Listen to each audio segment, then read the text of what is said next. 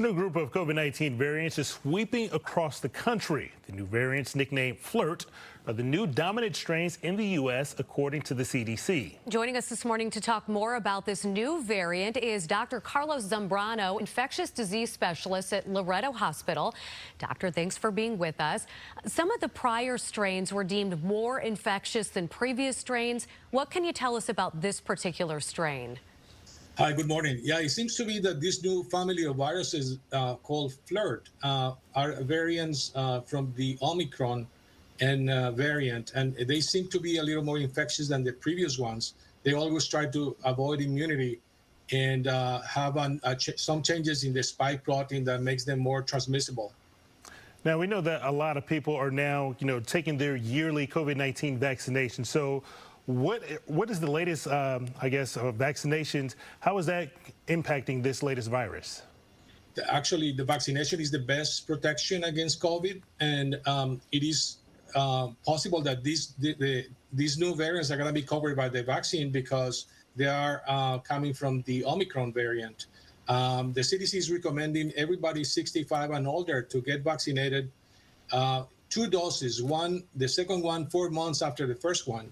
The thing is, only 22% of people in the U.S. have been vaccinated, so we need people to go and check with their doctors and get vaccinated against COVID. Dr. Zambrano, does this new series of virus have any unique symptoms compared to the last strains? So far, it seems that the symptoms are about the same: fever, chills, sore throat, muscle aches, and things like that are similar to the previous variants. Now, also, we're kind of entering the summer where, a lot of people are going to be spending more time with family and friends, maybe going out to eat more often than they do. Are we at a point where people should maybe kind of be rethinking some of these large gatherings? Well, the summer is coming. People are going to be outside more, but still gatherings and meetings, we need to be careful. If people are sick, they should test themselves at home and stay away from any meetings. If they test positive, they have to be in isolation for at least 24 hours without symptoms or without fever. And those are the main recommendations. I'm glad that you mentioned that because I know those recommendations, doctor, have been changing.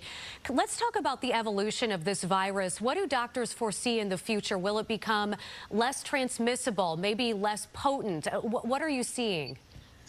Yeah, it seems that eventually the viruses are going to become more like other variants of COVID in the past, that after a while, the symptoms are going to be milder over time and throughout the years.